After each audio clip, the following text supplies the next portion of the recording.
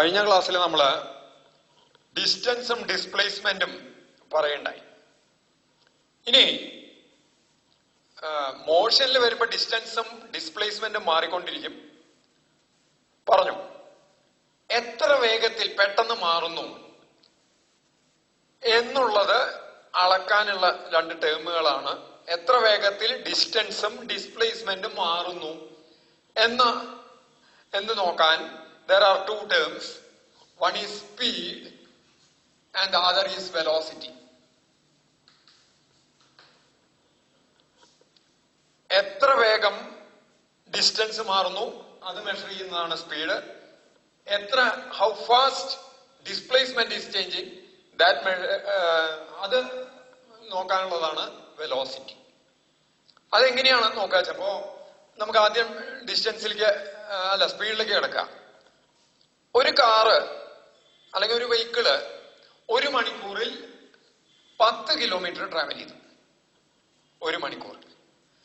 വേറൊരു വെഹിക്കിള് അതേ 1 മണിക്കൂറിൽ 20 കിലോമീറ്റർ ട്രാവൽ ചെയ്തു നിൽക്കാം. അപ്പൊ രണ്ടാമത്തെ വെഹിക്കിൾ കൂടുതൽ ദൂരം ട്രാവൽ ചെയ്തിട്ടുണ്ട് in A given time interval. ഒരേ സമയ ഇടവേളയിൽ ടൈം ഇന്റർവെല്ലില് രണ്ടാമത്തെ വെഹിക്കിൾ കൂടുതൽ ട്രാവൽ ചെയ്തു, ആദ്യത്തെ വെഹിക്കിൾ കുറവേ ട്രാവൽ ചെയ്തിട്ടുള്ളൂ. അപ്പൊ രണ്ടാമത്തെ വെഹിക്കിളിന്റെ വേഗത കൂടുതലുണ്ട്.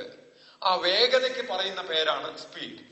And that is defined as distance. Speed is defined as distance travelled. Distance travelled divided by time taken. എന്തിനുള്ള time taken? Time taken for travelling the distance. Speed is defined as distance travel divided by time taken. അപ്പൊ നേരത്തെ പറഞ്ഞപ്പോ ആദ്യത്തെ vehicle 10 kilometre ആണ് 1 മണിക്കൂറിൽ travel ചെയ്തത്. So I can write the speed of the first vehicle is 10 kilometre by 1 hour. ഇതിനെ എഴുതുമ്പോ 10 kilometre by അവർ. ഇതിനെ വായിക്കുമ്പോ 10 kilometre per hour എന്ന് വായിക്കും. So the speed of the first vehicle is 10 kilometre per hour and the speed of the second vehicle is 20 kilometre by 1 hour. 1 മണിക്കൂറിൽ distance by time taken 20 kilometre per hour ആണ് രണ്ടാമത്തെ speed. അപ്പൊ രണ്ടാമത്തേന് കൂടുതൽ speed ഉണ്ട് എന്ന് പറയും. Speed is a scalar quantity. Speed is a scalar quantity. കാരണം ഡിസ്റ്റൻസിന് ഡയറക്ഷൻ ഇല്ല, ടൈമിനും ഇല്ല. അപ്പൊ speed is a scalar quantity. ഇനി velocity is defined as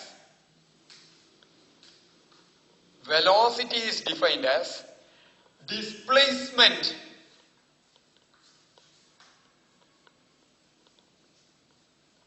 divided by time taken. For what?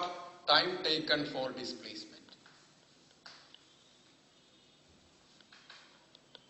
Velocity is defined as, velocity എങ്ങനെയാണ് നിർവചിച്ചേക്കുന്നത്? Displacement divided by time taken for displacement. അപ്പോ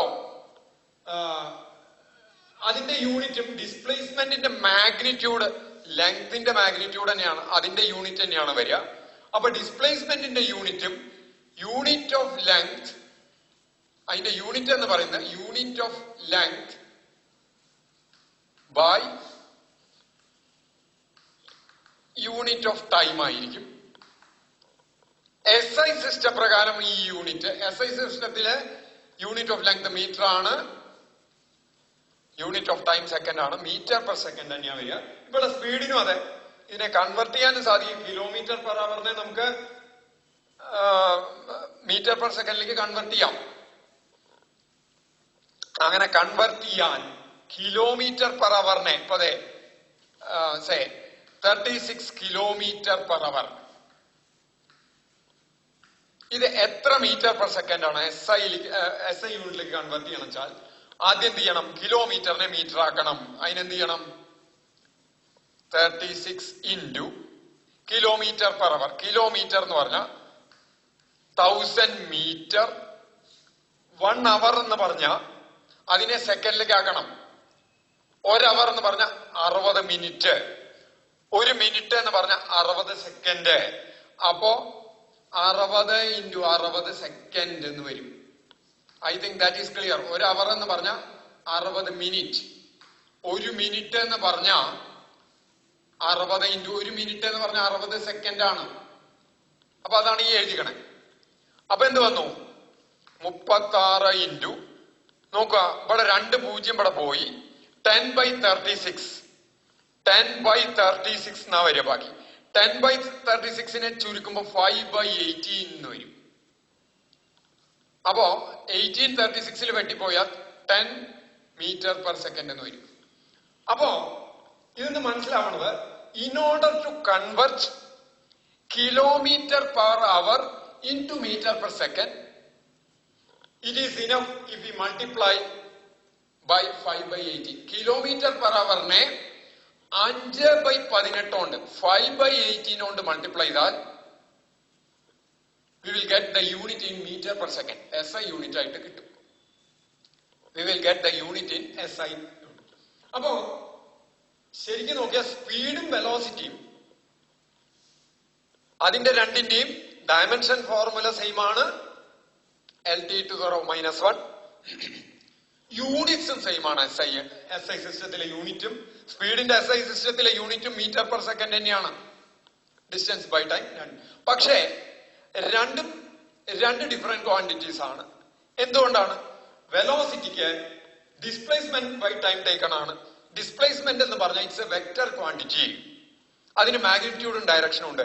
അപ്പൊ velocity is also a vector quantity. Speed scalar ക്വാണ്ടിറ്റിയാ. ഇനി നമ്മള് ഒരു straight ലൈനിലാണ് പോണേന്ന് വിചാരിക്കുക. Without coming back. ഇവിടുന്ന് പുറപ്പെട്ടു ഇങ്ങോട്ട് എത്തി. സ്ട്രെയിറ്റ് ലൈനിലാണ് പോകുന്നതെങ്കിൽ ഡിസ്റ്റൻസും ഡിസ്പ്ലേസ്മെന്റിന്റെ മാഗ്നിറ്റ്യൂഡും, അല്ലെങ്കിൽ ഡിസ്പ്ലേസ്മെന്റ് എന്ന് തൽക്കാലം പറയാം, രണ്ടും സെയിം ആയിരിക്കും. If an object moves along a straight line and doesn't come back, distance and displacement are same. Magnitudes of distance and displacement are same. Therefore, speed and velocity are also same. കാരണം എന്താ? ഇവിടുന്ന് ഇതുവരെ travel ചെയ്യാൻ എടുത്തിട്ടുള്ള സമയം നോക്കി ഈ ലെങ്തിനെ ആ ടൈം കൊണ്ട് ഡിവൈഡ് ചെയ്താൽ സ്പീഡ് കിട്ടും. ഈ കേസിൽ ഡിസ്റ്റൻസ് തന്നെയാണ് ഡിസ്പ്ലേസ്മെന്റ്. ആ ടൈം കൊണ്ട് ഡിവൈഡ് ചെയ്താൽ വെലോസിറ്റിയും കിട്ടും. രണ്ടും ഒന്നായിട്ട് വരിക. അപ്പൊ during motion along A straight line, if the object doesn't move back, ഇവിടുന്ന് ഇങ്ങോട്ട് പോയിട്ട് ഇങ്ങോട്ട് വന്നാ തിരിച്ച തന്നെ വന്നാൽ ഡിസ്പ്ലേസ്മെന്റ് 0 ആയി. അപ്പൊ മാറും. തിരിയാത്ത അവിടത്തോളം കാലം ഡയറക്ഷൻ ഓപ്പോസിറ്റ് ആവാണ്ട് തന്നെ സ്ട്രെയിറ്റ് ലൈനിൽ മൂവ് ചെയ്തുകൊണ്ടിരിക്കുകയാണെന്ന് വെച്ചാൽ distance and displacement are same. Hence speed and velocity are same. അപ്പൊ ഏറ്റവും സിമ്പിൾ ആയിട്ടുള്ള കേസാണ് motion along A straight line എന്ന് പറയുന്നത്. അവിടുന്ന് ഇതൊന്ന് മാറിക്കഴിഞ്ഞാൽ അപ്പോ ഡിസ്റ്റൻസും ഡിസ്പ്ലേസ്മെന്റും മാറും. അപ്പൊ സ്പീഡും വെലോസിറ്റിക്കും മാറ്റം വന്നു തുടങ്ങും. അപ്പൊ ആദ്യത്തെ നമ്മൾ എടുക്കുന്ന കൺസെപ്റ്റില് ആദ്യത്തെ കേസിലെ ഏറ്റവും simplest case of motion along A straight line. ആ സ്ട്രെയിറ്റ് ലൈനിന്റെ കേസിൽ വരുമ്പോ നേരെ പോകുന്നു എന്ന് വിചാരിച്ചാൽ, സ്ട്രെയിറ്റ് ലൈൻ തന്നെ പോയിക്കൊണ്ടേയിരിക്കുന്നു എന്ന് വിചാരിച്ചാൽ speed and velocity are same. ഇനി ഇങ്ങനത്തെ ഒരു കേസിൽ ഇപ്പോ ഇത് ഒറിജിനായിട്ട് ഇവിടുന്ന് സ്റ്റാർട്ട് ചെയ്തു, ഇവിടുന്ന് റൈറ്റ് സൈഡിലേക്കാണ് മൂവ് ചെയ്യണമെന്ന് വെച്ചാൽ പോസിറ്റീവ് ഡിസ്പ്ലേസ്മെന്റ് ആയിട്ട് എടുക്കാം. ഈ ഒറിജിനിൽ ലെഫ്റ്റ് സൈഡിലേക്കാണ് മൂവ് ചെയ്യണമെന്ന് വെച്ചാൽ നെഗറ്റീവ് ഡിസ്പ്ലേസ്മെന്റ് ആയിട്ട് എടുക്കാം. നമ്മൾ ഏതെങ്കിലും ഒരു പോയിന്റ് ഒറിജിനായിട്ട് കൺസിഡർ ചെയ്ത് അവിടുന്ന് റൈറ്റ് സൈഡിലേക്കുള്ള മൂവ്മെന്റ്സ് മുഴുവൻ പോസിറ്റീവ് ആയിട്ട് എടുക്കാം. ലെഫ്റ്റ് സൈഡിലേക്കാണെന്ന് വെച്ചാൽ നെഗറ്റീവ് ആയിട്ട് എടുക്കാം.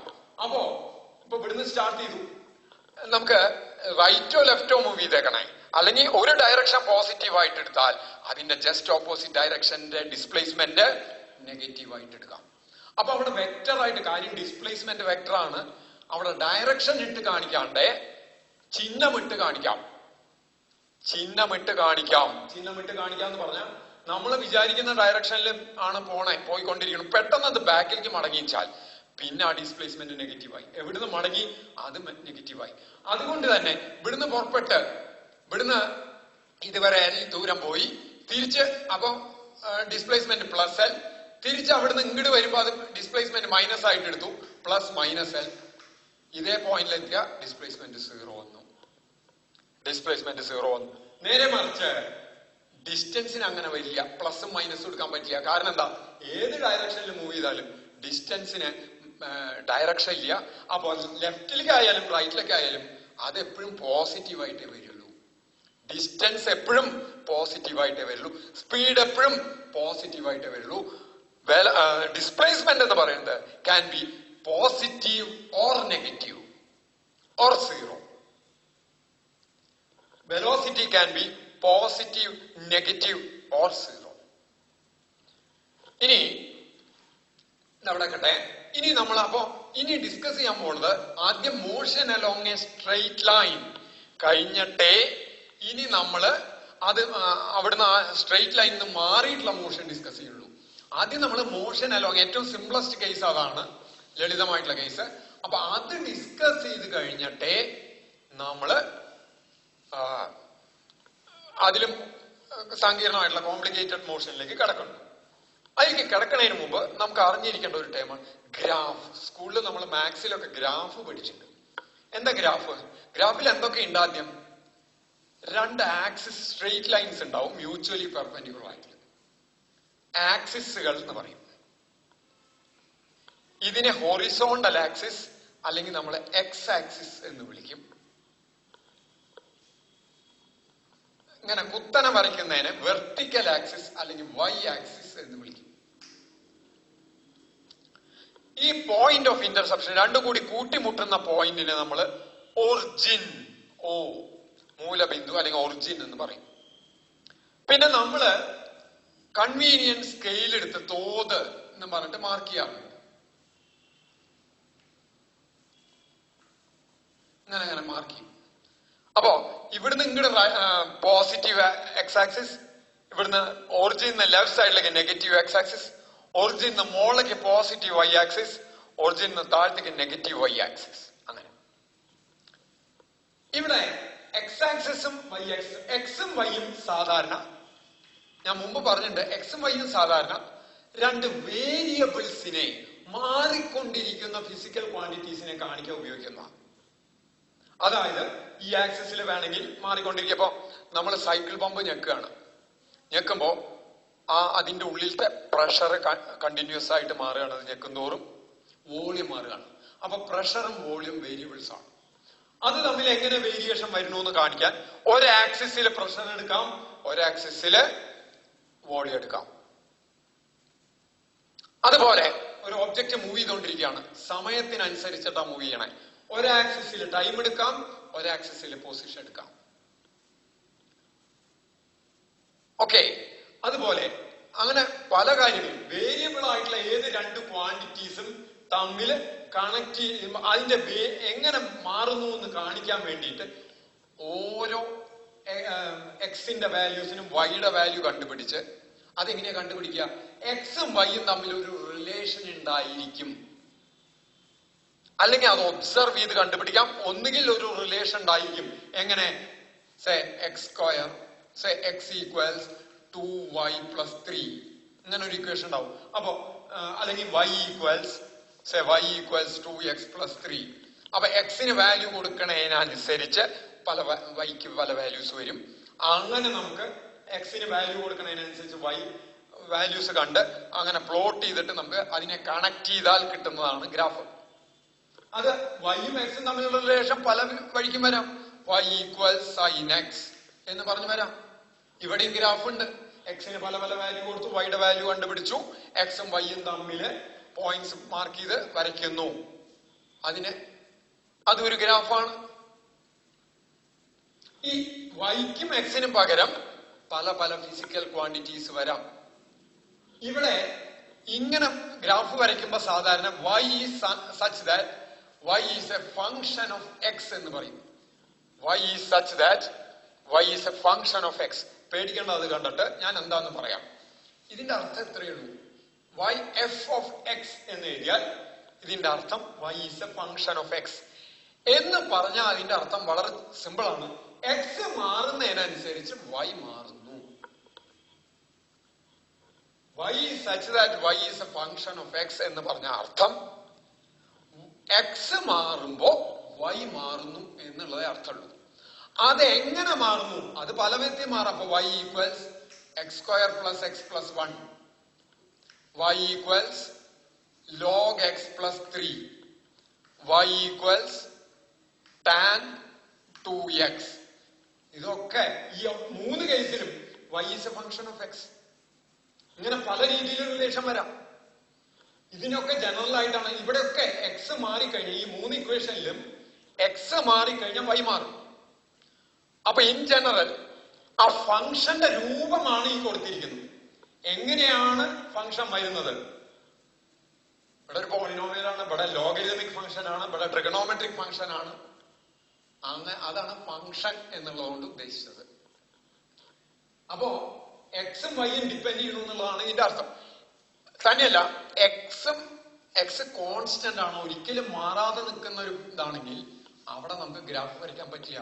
കാരണം എക്സിന്റെ വാല്യൂ വേരി ചെയ്യുന്നില്ലെങ്കിൽ ഒറ്റ വാല്യൂ ആണ് എക്സിനുള്ളൂ വെച്ചാൽ ഇങ്ങനെ ഒരു ആക്സിസ് എക്സിന് വരയ്ക്കാൻ പറ്റില്ല. ഇതിന്റെ അർത്ഥം എക്സിന്റെ വാല്യൂ ഇങ്ങനെ മാറി പല പല വാല്യൂസ് എടുക്കാം. അപ്പൊ എക്സിന് 3 എന്ന് വരുമ്പോ 3ന്റെ നേരെ, എക്സിന് 4 എന്ന് വരുമ്പോ 4ന്റെ നേരെ, എക്സിന് 5 എന്ന് വരുമ്പോ 5ന്റെ നേരെ, അങ്ങനെ വരയ്ക്കണം. എക്സിന് അങ്ങനെ വാല്യൂസ് മാറില്ലെങ്കിൽ നമുക്ക് ഒരിക്കലും എക്സിനെ വേരിയബിൾ ആയിട്ട് എടുക്കാൻ പറ്റില്ല. വേരിയബിൾ അല്ലെങ്കിൽ ഗ്രാഫ് വരയ്ക്കാനും പറ്റില്ല. Graph is always plotted between 2 variables. 2 variable തമ്മിലെ ഗ്രാഫ് വരയ്ക്കാൻ പറ്റുള്ളൂ. അതിനെ അർത്ഥമുള്ളൂ. അല്ലാതെ 2 കോൺസ്റ്റന്റുകൾക്ക് ഇടയ്ക്ക് ഗ്രാഫ് വരയ്ക്കുന്നതിൽ യാതൊരു അർത്ഥമില്ല. ഇനി അങ്ങനെ വരുമ്പോ അങ്ങനെ 2 വേരിയബിൾസ് തമ്മിലാണ് ഗ്രാഫ് വരയ്ക്കുക. അങ്ങനെ വരയ്ക്കുമ്പോ ഇപ്പൊ എക്സും വൈയും വേരിയബിൾസ് ആണെന്ന് പറഞ്ഞു. എക്സ് വേരി ചെയ്യണതിനനുസരിച്ചാണ് വൈ വേരി ചെയ്യണത് എങ്കിൽ, എക്സ് സ്വതന്ത്രമായിട്ട് വേരി ചെയ്യുന്നു, എക്സിനനുസരിച്ചാണ് വൈ വേരി ചെയ്യുന്നത് എങ്കിൽ, ഉദാഹരണം പറയാം, സമയം മാറിക്കൊണ്ടേയിരിക്കുന്നു. സമയത്തിനനുസരിച്ചിട്ടാണ് പൊസിഷൻ മാറുന്നത്. അല്ലാണ്ട് പൊസിഷൻ അനുസരിച്ച് സമയം മാറുകയല്ല. ഇപ്പൊ ഒരു ബസ് നിൽക്കുന്നു, ബസ് സ്റ്റാർട്ട് ചെയ്തു, സമയം നീങ്ങണതിനനുസരിച്ചിട്ടാണ് ബസ് പോകുന്നത്. അല്ലാണ്ട് ബസ് പുറപ്പെടുമ്പോഴാണ് സമയം പോവുക, അങ്ങനെയില്ലല്ലോ. അപ്പൊ സമയം എന്ന് പറയുന്നത് ഇൻഡിപെൻഡന്റ്, സ്വതന്ത്രമായിട്ട് മാറിക്കൊണ്ടിരിക്കുകയാണ്. And position is A dependent variable, അതിനെ ആശ്രയിക്കുന്ന വേരിയബിളാണ്. ഏതിനെ ആശ്രയിക്കുന്നത്? ഇൻഡിപെൻഡന്റ് വേരിയബിളിനെ. ടൈമിനെ ആശ്രയിച്ചിട്ടാണ് പൊസിഷൻ മാറുന്നത്. അപ്പൊ position is A dependent variable and time is A independent variable. Variable എന്ന് പറഞ്ഞാൽ മാറിക്കൊണ്ടിരിക്കുന്നത്, സ്വതന്ത്രമായിട്ട് ബാക്കി എന്ത് മാറുന്നു എന്ന് നോക്കാണ്ട് മാറിക്കൊണ്ടിരിക്കുന്നതാണ് ഇൻഡിപെൻഡന്റ് വേരിയബിൾ. ഇൻഡിപെൻഡന്റ് വേരിയബിളിനനുസരിച്ച് മാറുന്നതാണ് ഡിപ്പെൻഡന്റ് വേരിയബിൾ. സാധാരണ ഡിപ്പെൻഡന്റ് വേരിയബിൾ വൈ ആക്സിസിൽ എടുക്കും, ഇൻഡിപെൻഡന്റ് വേരിയബിൾ എക്സ് ആക്സിസിൽ എടുക്കും. അപ്പൊ പൊസിഷനും ടൈമും തമ്മിൽ ഗ്രാഫ് വരയ്ക്കുക വെച്ചാൽ time is taken along x-axis and position is taken along y-axis. കുത്തനെയുള്ള ആക്സിസില് പൊസിഷൻ എടുക്കും, ഹൊറിസോണ്ടൽ ആയിട്ടുള്ള ആക്സിസില് ടൈം എടുക്കും. ഈ ടൈമിനെ നമ്മൾ സാധാരണ സ്മോൾ ടി എന്ന് മാർക്ക് ചെയ്യും, പൊസിഷന് സാധാരണ എക്സ് എന്ന് മാർക്ക് ചെയ്യും. സാധാരണ എക്സ് ഇവിടെ അല്ലേ വരേണ്ടി ചോദിക്കും. ഇത് പൊസിഷനെയാ കാണിക്കണേ. പൊസിഷൻ എന്ന് പറഞ്ഞാൽ സാധാരണ നമ്മൾ മോഷൻ അലോങ് എ സ്ട്രെയിറ്റ് ലൈനിൽ എടുക്കുമ്പോ ആ സ്ട്രെയിറ്റ് ലൈനെ നമുക്ക് എക്സ് ആക്സിസ് ആയിട്ട് വേണമെങ്കിൽ എടുക്കാം. എക്സ് കോർഡിനേറ്റ്, ആ എക്സ് കോർഡിനേറ്റ് അതിന്റെ പൊസിഷൻ തരും. അതുകൊണ്ടാണ് പൊസിഷന് പകരം എക്സ് എന്ന് എഴുതുന്നത്. പൊസിഷൻ ആക്സിസിൽ എക്സ് എന്ന് മാർക്ക് ചെയ്യും, ഇവിടെ ടി എന്ന് മാർക്ക് ചെയ്യും. ഇനി ഗ്രാഫ്, അപ്പൊ അതങ്ങനെ നിൽക്കട്ടെ. ഇനി ഗ്രാഫിൽ പറയാനുള്ള ഒരു കാര്യം, ഇതൊരു എക്സാമ്പിൾ പറഞ്ഞതാണ്, വീണ്ടും ഗ്രാഫിലേക്ക് തന്നെ വരുന്നു. വളരെ ഇമ്പോർട്ടന്റ് ആയിട്ട് നോട്ട് ചെയ്യേണ്ട ഒരു കാര്യം, ഇത് എക്സ്, ഇത് വൈ. ഇപ്പൊ ഗ്രാഫ് കിട്ടുന്ന സ്ട്രെയിറ്റ് ലൈനാണ് നിൽക്കുക. സ്ട്രെയിറ്റ് ലൈൻ പല വിധത്തിലുണ്ടാവാം. പാരലൽ ടു എക്സ് ആക്സിസ് ഉണ്ടാവാം, ഇൻക്ലൈൻഡ് ചെരിഞ്ഞത് ഉണ്ടാവാം, വെർട്ടിക്കൽ കുത്തനെ ഉണ്ടാവാം. കുത്തനെ ഉണ്ടാവാം. ഇതിന് 1 എന്ന് കൊടുത്തു, ഇതിന് 2 എന്ന് കൊടുത്തു, ഇതിന് 3 എന്ന് കൊടുത്തു. അപ്പോ ഇത് നോക്കൂ, ഇങ്ങനെ നിൽക്കുന്ന സാധനത്തിന് എക്സ് ആക്സിസിന് പാരലൽ ആയിട്ട് നിൽക്കുന്നതിന് ചെരിവില്ല, ഇൻക്ലിനേഷൻ ഇല്ല, ചെരിവില്ല. രണ്ടാമത്തേന് കുറച്ച് ചെരിവുണ്ട്, മൂന്നാമത്തേന് മാക്സിമം ചെരിവാ, ഭയങ്കരമായിട്ടുള്ള ചെരിവാ. ഈ ചെരിവിന്റെ ഇംഗ്ലീഷാണ് ചെരിവിന് സ്ലോപ്പ് എന്ന് എഴുതാം. സ്ലോപ്പ്. ഈ സ്ലോപ്പ് കണ്ടുപിടിക്കാൻ ഒരു ഫോർമുലയുണ്ട്, അതിലേക്കാ കിടക്കണത്. നോക്കൂ, ഇത് ഈ രണ്ടാമത്തെ എടുത്തു കഴിഞ്ഞാൽ ഇവിടെ ഈ ലൈനുമേ ഞാനൊരു പോയിന്റ് എടുത്തു. ആ പോയിന്റ് എടുത്തു കഴിഞ്ഞാൽ ആ പോയിന്റിൽ നിന്ന് നേരെ വെർട്ടിക്കലായിട്ട് താഴത്തേക്ക് വരച്ചാൽ ഇവിടെ കിട്ടുന്ന നമ്പർ അതിന്റെ എക്സ് കോർഡിനേറ്റ് തരും. അതിനെ ഞാൻ x2 എന്ന് പേരെടുത്തു. അവിടുന്ന് നേരെ ഇങ്ങോട്ട് വരച്ച വൈയിലേക്ക് ലംബം വരച്ചാൽ കിട്ടുന്നത് അതിന്റെ y കോർഡിനേറ്റ് തരും. അതിനെ y2 എന്ന് എടുത്തു.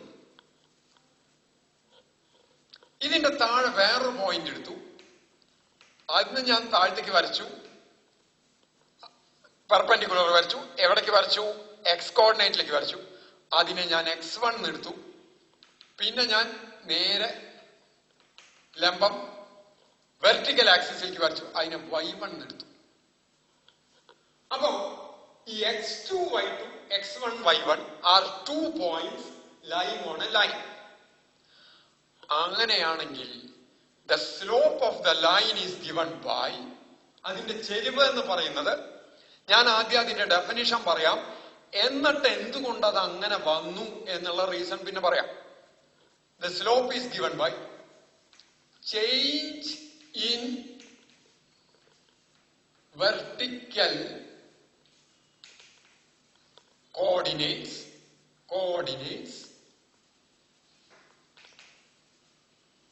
divided by change in horizontal coordinates.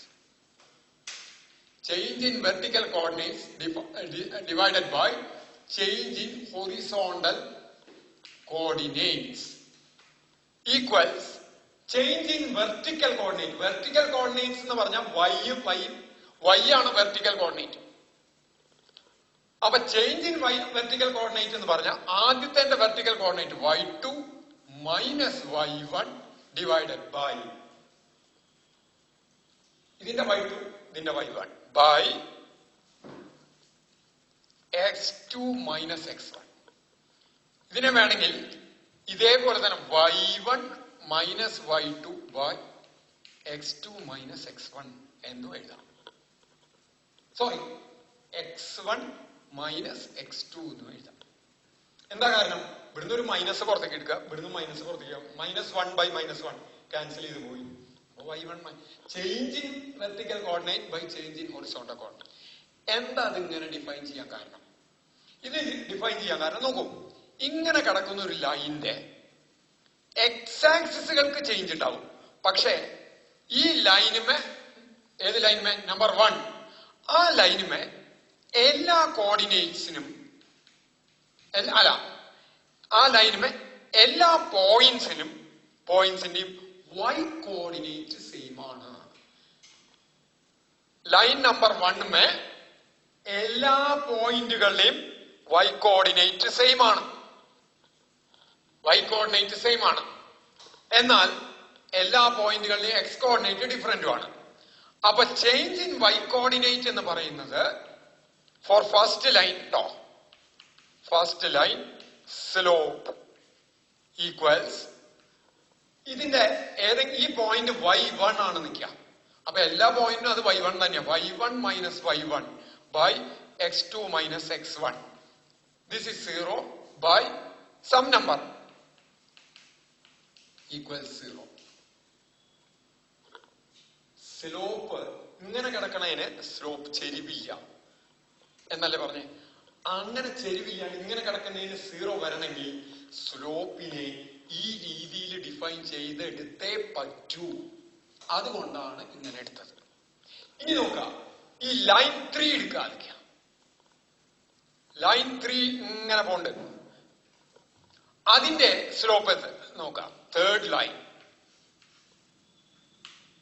Slope equals, അതിന് ഡിഫറെന്റ് y കോർഡിനേറ്റ്സ് ഉണ്ടാവും. അപ്പൊ ഇവിടെ നിങ്ങൾ എടുത്താൽ 2 പോയിന്റ് എടുത്തു, ബടിയും ബടിയും ഓരോ പോയിന്റുകൾ എടുത്തു, അല്ലെങ്കിൽ ബടിയും ബടി എടുത്തു.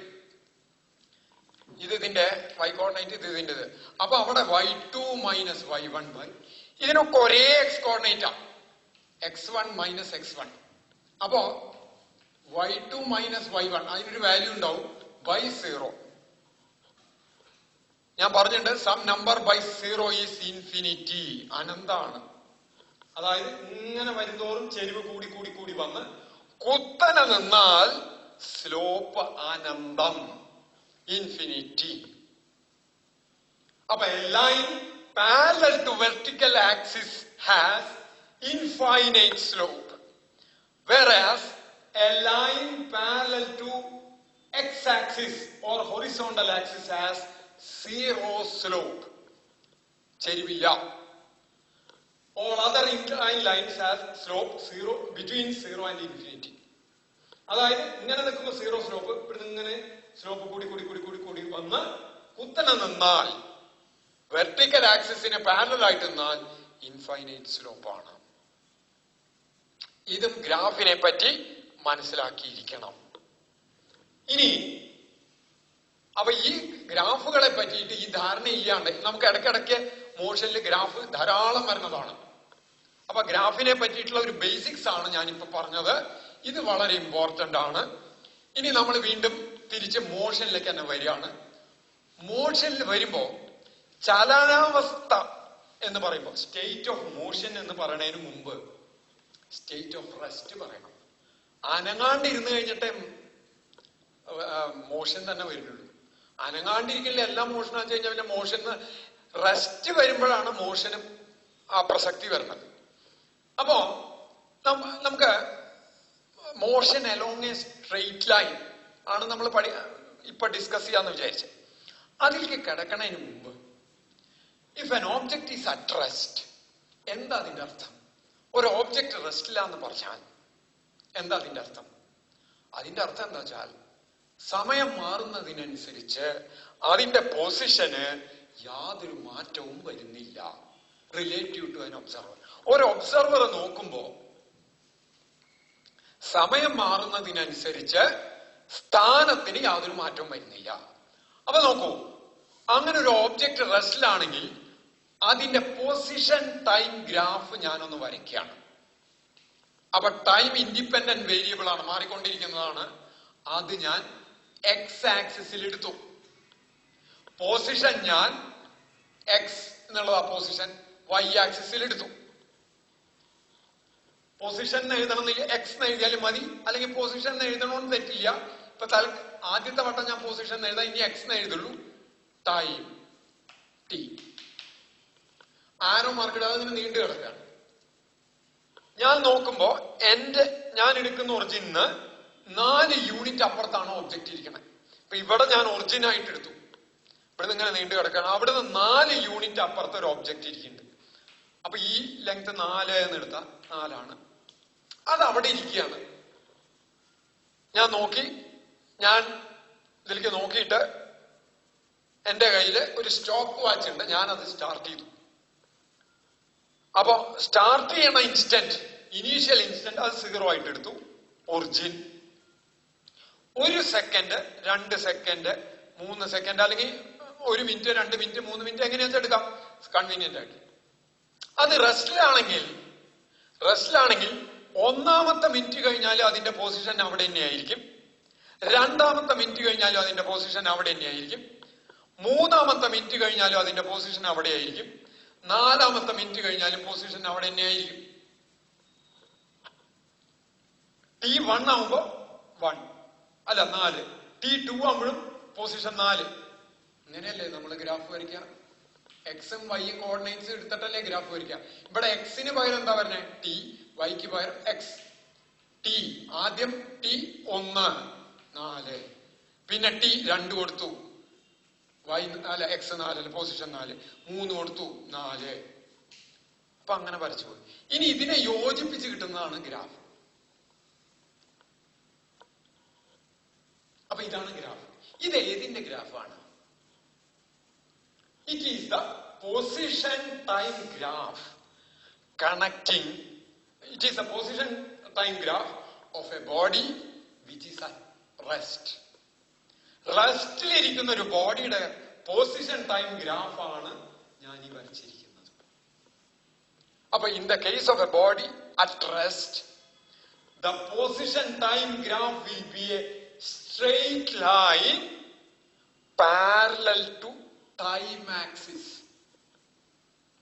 If an object is at rest, its position time graph will be a straight line parallel to time axis. അപ്പൊ ഇതിന്റെ ഗുണം എന്താ വെച്ചാൽ നമുക്ക് ഇതൊന്നും വേണ്ട, ഈ ഗ്രാഫ് ഇങ്ങോട്ട് കണ്ടാൽ നമുക്ക് ബോഡിയും കാണണ്ട, സ്റ്റോപ്പ് വാച്ചും വേണ്ട, യാതൊന്നും വേണ്ട. ഇങ്ങനെ ഒരു ഗ്രാഫ് കണ്ടാൽ, പൊസിഷൻ ടൈം ഗ്രാഫ് കണ്ടാൽ, ടൈം ആക്സിസിന് പാരലൽ ആയിട്ട് വരച്ചേക്കണ മറ്റേ ആക്സിസില് ഒരു ആക്സിസിൽ ടൈം കൊടുത്തു, ഒരു ആക്സിസിൽ പൊസിഷൻ കൊടുത്തു, ടൈം ആക്സിസിന് പാരലൽ ആയിട്ട് ഒരു ലൈനാ വരച്ചേക്കണേ കണ്ടാൽ, ഒറ്റ നോട്ടത്തിൽ കണ്ടാൽ ഉടനെ നമുക്ക് പറയാൻ പറ്റും the body is at rest. അപ്പൊ ഗ്രാഫ് നോക്കിയിട്ട് ഏതാ മോഷൻ എന്ന് മനസ്സിലാക്കാൻ സാധിക്കും. ഇതാണ് അഡ്വാൻറ്റേജ് ഓഫ് ഗ്രാഫ്.